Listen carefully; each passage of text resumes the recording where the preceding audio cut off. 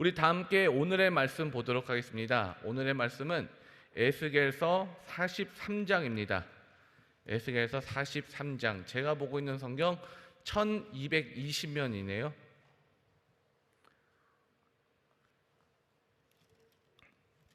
에스겔서 43장, 우리 다 함께 제가 한 절, 여러분 한 절 교독으로 읽도록 하겠습니다. 그 후에 그가 나를 데리고 문에 이르니 곧 동양한 문이라.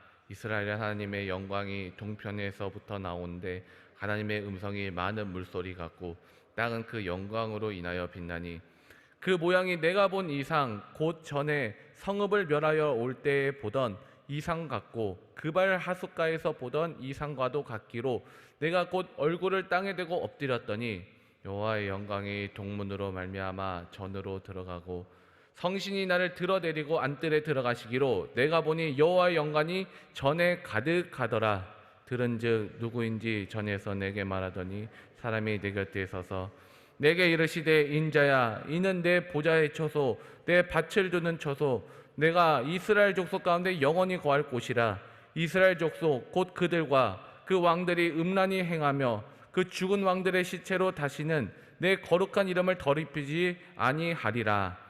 그들이 그 문지방을 내 문지방 곁에 두며 문설주를 내 문설주 곁에 두어서 그들과 나 사이에 겨우 한 담이 막히게 하였고 또 그 행하는 가증한 일로 내 거룩한 이름을 더럽혔으므로 내가 노하여 멸하였거니와 이제는 그들이 그 음란과 그 왕들의 시체를 내게서 멀리 제하여 버려야 할 것이라. 그리하면 내가 영원토록 그들의 가운데 거하리라. 인자야 너는 이 전을 이스라엘 족속에게 보여서 그들로 자기의 죄악을 부끄러워하고 그 형상을 측량하게 하라.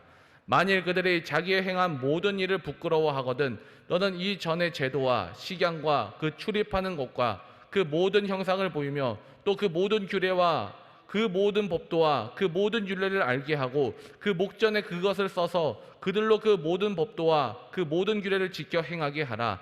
전의 법은 이러하니라. 산꼭대기 지점 주인은 지극히 거룩하리라. 전의 법은 이러하니라. 제단의 척수는 이러하니라. 한 자는 팔꿈치에서부터 손가락에 이르고 한 손바닥 넓이가 더한 것이라.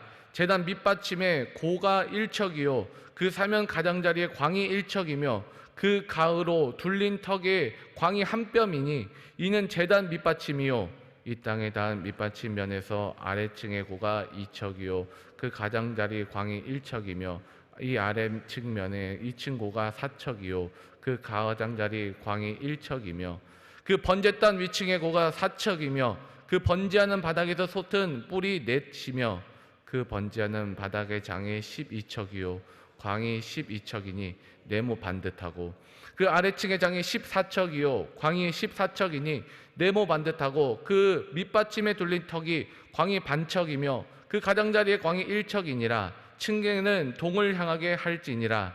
그가 내게 이르시되 인자야 나 주 여호와가 말하노라. 이 제단을 만드는 날에 그 위에 번제를 드리며 피를 뿌리는 규례가 이러하니라. 나 주 여호와가 말하노라. 나를 가까이 하여 내게 수종드는 사독의 자손 레위 사람 제사장에게 너는 어린 수송아지 하나를 주어 속죄 제물을 삼되 내가 그 피를 취하여 제단의 네 뿔과 아래층 네 모퉁이와 사면 가장자리에 발라 속죄하여 제단을 정결케 하고 그 속죄 제물의 숫송아지를 취하여 전에 정한 처소 곧 성소 밖에서 불사를 찌며 다음 날에는 흠없는 수염소 하나로 속죄 제물을 삼아 드려서 그 제단을 정결케 하기를 숫송아지로 정결케 함과 같이 하고 정결케 하기를 마친 후에는 흠없는 숫송아지 하나와 때 가운데서 흠없는 수양 하나를 들이되 나 여호와 앞에 받들어다가 제사장은 그 위에 소금을 쳐서 나 여호와께 번제로 드릴 것이며 7일 동안은 매일 염소 하나를 갖추어 속죄 제물을 삼고 또 어린 숫송아지 하나와 때 가운데서 수양 하나를 흠없는 것으로 갖출 것이며 이와 같이 7일 동안 제단을 위하여 속죄제를 드려 정결케 하며 봉헌할 것이요. 함께 하겠습니다. 이 모든 날이 찬 후 제8일에와 그 다음에는 제사장이 제단 위에서 너희 번제와 감사제를 드릴 것이라. 그러면 내가 너희를 즐겁게 받으리니 나 주 여호와의 말이니라 하시더라. 아멘. 우리 효화행복 교제 보도록 하겠습니다. 효화행복 교제는 8월 2일 자신의 죄를 부끄러워해야 합니다. 입니다. 오늘의 요절 말씀부터 보도록 하겠습니다. 만일 그들이 자기의 행한 모든 일을 부끄러워하거든 너는 이전의 제도와 식양과 그 출입하는 곳과 그 모든 형상을 보이며 또 그 모든 규례와 그 모든 법도와 그 모든 율례를 알게 하고 그 목전에서 그것을 써서 그들로 그 모든 법도와 그 모든 규례를 지켜 행하게 하라. 에스겔서 43장 11절 말씀. 아멘. 내용 보도록 하겠습니다. 감옥에는 죄인이 없다는 말이 있다. 죄인들에게 왜 감옥에 들어왔는지 이유를 물어보면 저마다 자신은 죄가 없는데 억울하게 들어왔다라고 말하기 때문이다. 자신의 죄를 뉘우치지 않는 사람은 아무리 많은 형벌을 받아도 반복하여 범죄를 저지른다. 새로운 출발을 위해서라면 반드시 자신의 죄를 부끄러워하는 일이 먼저 일어나야 한다. 본장에서 하나님은 에스겔을 통해 이스라엘이 자신의 죄를 부끄러워하도록 만드신다. 성전의 측량을 마치자 천사는 에스겔을 이끌어 동쪽 문으로 인도한다. 그곳에서 에스겔은 성전을 떠나셨던 하나님의 영광이 다시 돌아오시는 것을 보게 된다. 에스겔은 성전 안으로 들어가 하나님의 말씀을 받는다. 하나님은 이스라엘 백성들에게 성전의 구조를 설명해 주어서 그들로 자신의 죄를 부끄러워하도록 만들라고 에스겔에게 명하신다. 성전의 모양과 크기 그리고 모든 규례는 성전과 그 지역이 가장 거룩한 곳이어야 함을 증거한다. 에스겔의 설명을 들은 이스라엘은 가장 거룩해야 할 성전을 함부로 했던 자신의 죄악을 깨닫고 부끄러움을 느끼게 될 것이다. 에스겔이 전한 말씀은 이스라엘을 부끄럽게도 했지만 동시에 소망의 소식이기도 하다. 이는 하나님이 이스라엘 백성들에게 새 성전을 주시고 다시 예배를 받으시겠다라는 뜻이기 때문이다. 아멘. 자신의 죄를 부끄러워해야 합니다 라는 제목으로 함께 말씀의 은혜를 나누고자 합니다. 이제 8월이 되었어요.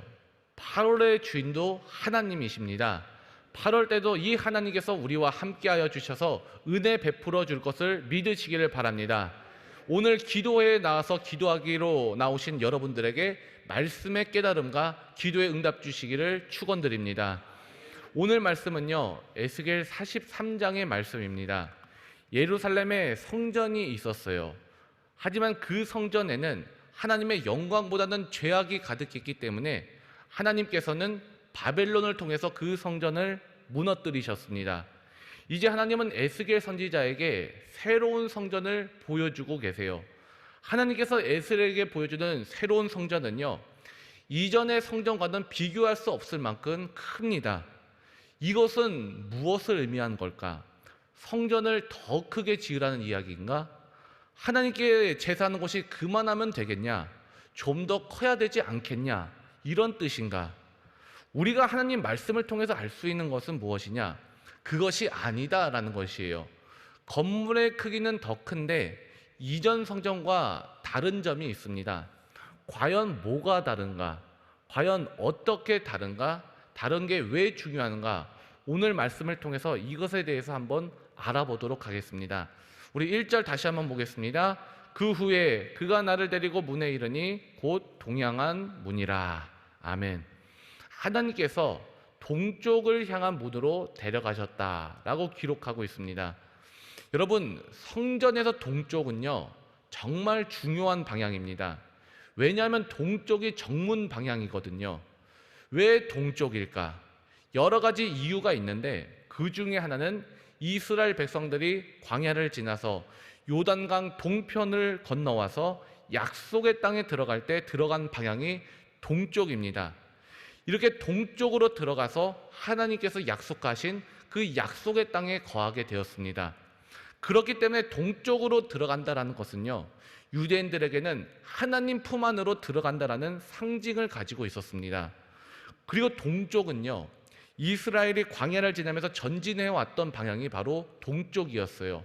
동쪽으로 전진하면서 제일 앞에 선봉대 역할을 했던 지파가 바로 유다 지파였습니다. 이와 같이 이스라엘 백성들에게 동쪽은요, 가나안 땅에 들어갈 때 진입한 방향이었고요, 이스라엘 백성의 진행 방향이기도 했었습니다. 이제 2절 말씀 제가 읽어드릴게요. 이스라엘 하나님의 영광이 동편에서부터 오는데 하나님의 음성이 많은 물소리 같고 땅은 그 영광으로 인해서 빛나니. 솔로몬의 성전이 무너졌듯이 건물은 짓고 또 지어도 언젠가는 무너집니다. 건물이 중요한 것이 아니에요. 오늘 말씀에서 중요한 것이 무엇이냐? 에스겔서 40장부터 48장의 핵심 주제인 하나님의 영광입니다. 그 영광이 어디로부터 온가? 동쪽으로부터 온다라고 말씀하고 있는 것이에요. 여러분, 이스라엘 하나님의 영광이 어디로 사라졌었죠? 우리가 앞부분에 에스겔 앞부분 10장부터 11장 말씀을 보면요, 하나님께서 에스겔을 번쩍 들어서 예루살렘 성전에 데려가셔서 환상을 보여주세요. 하나님의 영광이요, 온통 우상 숭배로 음란했던 예루살렘을 떠나갔습니다. 그래서 하나님의 영광이 빠져나오시는데 성전 동문을 통해서 빠져나가십니다. 그랬던 하나님의 영광이 다시금 하나님의 성전으로 지금 돌아가는 모습을 보여주고 있는 거예요. 들어가는 모습을 보여주는데 그것이 바로 동쪽으로부터 온다라는 것이에요. 또 하나님의 영광이 들어올 때 하나님의 음성이 많은 물소리와 같다라는 것은 무슨 말인가? 마치 폭포가 쏟아지는 것처럼 장엄하면서도 우렁찬 하나님의 음성, 즉 하나님의 말씀이 우렁차게 들리는 모습을 보여주는 의성어인 것이에요. 이것을 현재 우리 신앙생활에 적용한다면요, 하나님의 영광은 무엇이냐? 하나님의 영광은요, 하나님의 말씀이 쏟아지는 자리다라는 것이에요. 하나님의 말씀이 폭포처럼 쏟아지면서 그 말씀이 나에게 부어지는 자리, 그래서 그 말씀이 내 모든 머리부터 발끝까지 적시고 내 모든 삶 가운데 뚫고 들어오는 그 자리, 혼과 영과 관절과 골수를 찔러 쪼개는 하나님의 말씀의 임재가 하나님의 영광이다라는 것입니다. 우리 모두 하나님의 말씀을 받고 하나님 말씀을 기준으로 삼아서 하나님께 영광 돌리시는 우리 모두가 되기를 주의 이름으로 축원드립니다. 근데 이 하나님의 말씀을 기준으로 삼으면 어떤 변화가 일어나는가?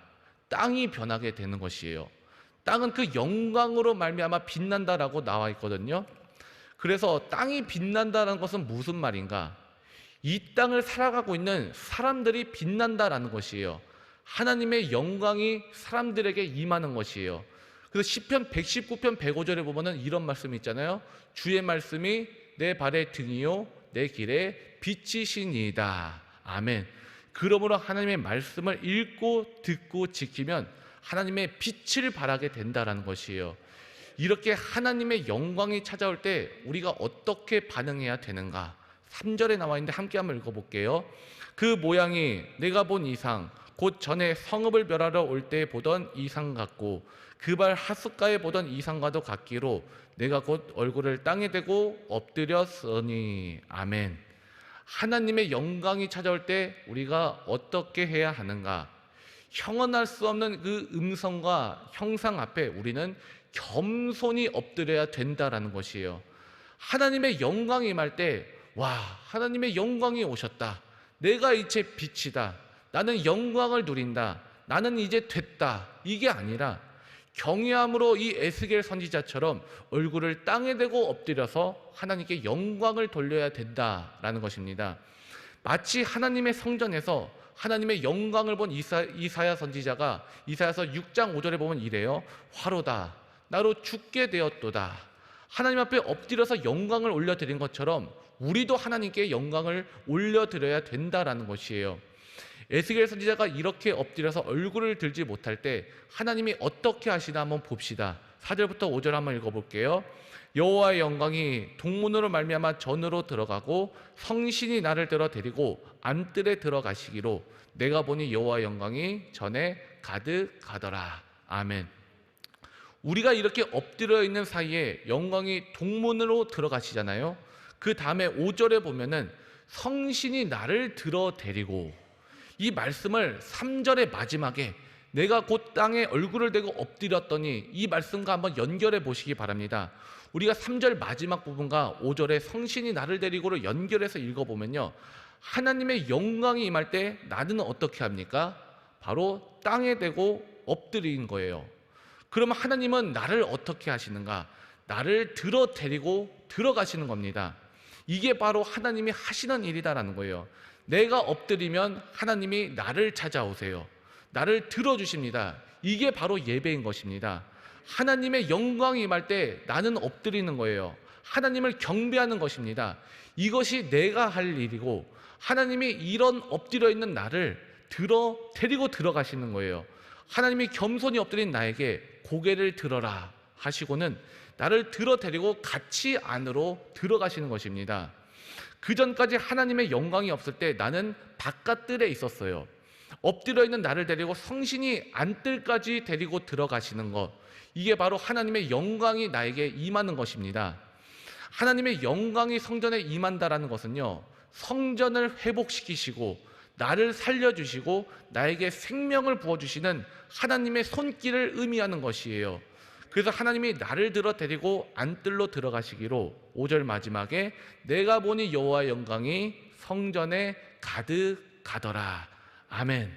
이전까지는요, 지성소와 그리고 성소에만 하나님의 영광이 있다라고 생각을 했었습니다. 하지만 새 성전에는요, 성전 모든 곳에 영광이 가득하더라라는 거예요.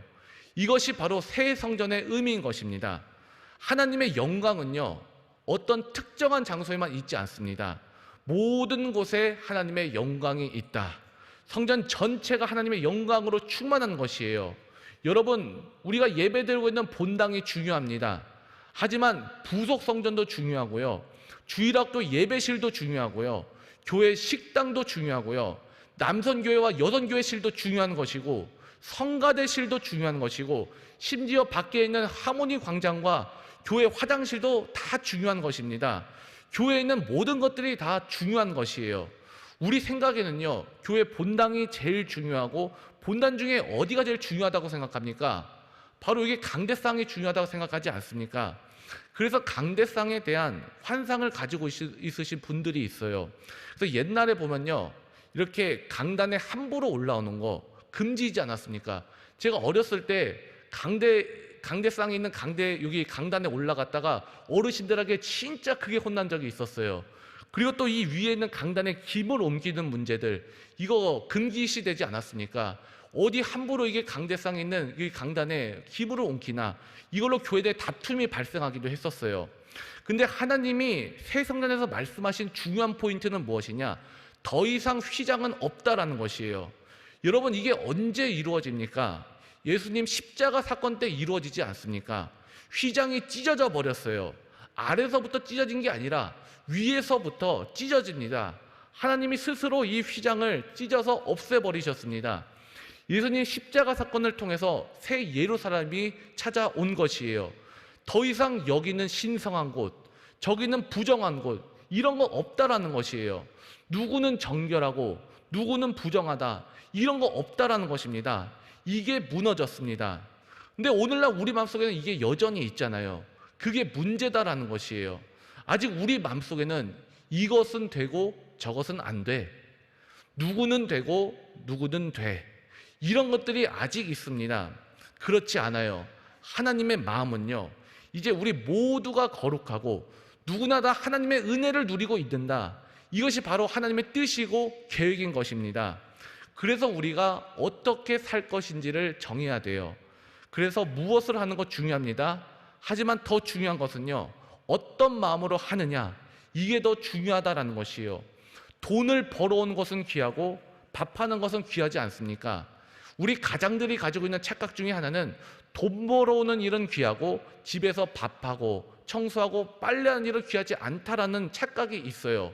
제가 이런 착각에 빠져 있었거든요. 그래서 저희 집사람에게 제가 자유시간을 준다고 제가 쉬는 날에 뭐 이거 가정일 대수냐, 나가서 쉬고 와, 이렇게 해서 한나절 제가 자유시간을 준 적이 있어요. 아이들이 배고프면 못 참잖아요. 밥을 줘요. 그럼 밥을 치워야 되죠. 밥을 치우면 애들이 또 놀아달라고 해요.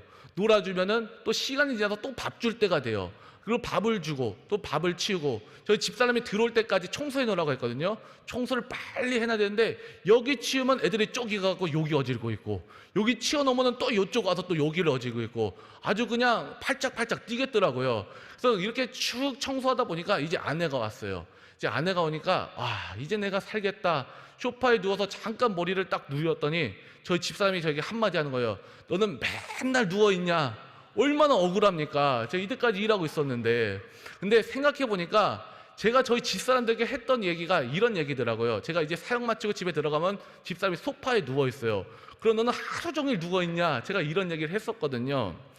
이게 착각이다라는 거예요. 아이들은 아이들대로 최선을 다하고 아내는 아내대로 집안에서 최선을 다하니까 가장들이 밖에서 맘 놓고 일할 수 있는 거 아니겠습니까? 내가 벌어다 준 돈으로 너희가 먹고 사니까 너희는 내 소유야. 이거에 어마어마한 착각이다라는 것이에요. 교회에서도 마찬가지입니다. 다 하나님이 자기에서 맡겨준 일을 하는 거예요. 누구나 다 똑같이 거룩한 하나님의 전에서 하나님이 나에게 위임해 주신 거룩한 하나님의 일을 하는 것입니다. 모두가 다 거룩한 것이고 모두의 일이 다 소중하다라는 것이에요. 하나님이 지금 오늘 말씀을 통해서 이거 보여주고 계신 거예요. 에스겔아, 지금 내가 나라를 잃어버리고 나라에 힘이 없고 군대가 없고 정부가 없고 그것 때문에 다 잃어버려서 이제 끝났다고 생각하고 있냐? 아니야, 그렇지 않아. 하나님 나라는 그런 나라가 아니다. 이렇게 말씀하고 있는 겁니다.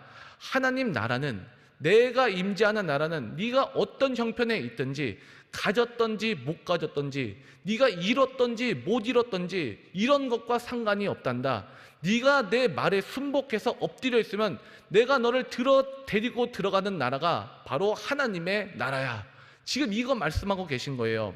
하나님께 우리가 엎드려 있을 때 나를 일으켜 세우신 하나님의 손길을 모두가 경험하시기를 주의 이름으로 축원드립니다.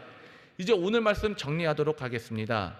여러분, 하나님의 영광을 오늘 우리가 지금 만나고 있습니다. 무엇을 통해 만나는가?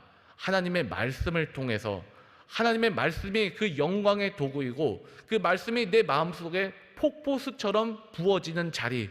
그래서 이 땅에 살아가고 있는 내가 빛나고 땅에 있는 내가 하나님의 영광을 만나는 자리가 바로 하나님의 영광이 임하는 자리인 것이에요. 오늘 하나님의 말씀에 엎드리는 자들마다 하나님의 영광을 만나게 될 것입니다. 엎드려 있는 나를 하나님이 나를 들어서 안뜰로 데리고 들어가시고 더 놀라운 하나님의 영광을 보게 하실 것입니다. 이 영광을 보는 사람, 이 영광을 따라 사는 사람, 이 영광을 누리는 우리 모두가 되기를 주의 이름으로 축원드립니다. 기도하겠습니다. 하나님, 우리가 하나님의 영광을 보기를 원합니다. 우리에게 폭포수 같은 하나님의 말씀을 부어주시고 이 말씀을 받아서 이 땅에 우리가 살아가는 동안에 빛을 발하며 살도록 인도하여 주시옵소서. 또한 우리가 주의 말씀에 엎드립니다. 우리가 주의 말씀에 순복합니다. 우리가 땅에 엎드려 이렇게 주 앞에 순종하며 나아갈 때 주님께서 나를 일으켜 세우시고 인도하시고 주의 안뜰로 우리를 데리고 들어가 주시옵소서. 이러한 은혜를 체험한 우리 모두가 될 수 있도록 주의 성령께서 인도하여 주시옵소서. 예수님 감사하며 기도드립니다. 아멘. 우리 다 함께 주기도문 하시겠습니다. 하늘에 계신 우리 아버지여, 이름이 거룩히 여김을 받으시오며 나라의 마옵시며 뜻이 하늘에서 이룬 것 같이 땅에서도 이루어지이다. 오늘날 우리에게 일용할 양식을 주옵시고 우리가 우리에게 죄진 자를 사하여 준 것 같이 우리의 죄를 사하여 주옵시고 우리를 시험에 들게 하지 마옵시고 다만 악에서 구하옵소서. 대개 나라와 권세와 영광이 아버지께 영원히 있사옵나이다. 아멘.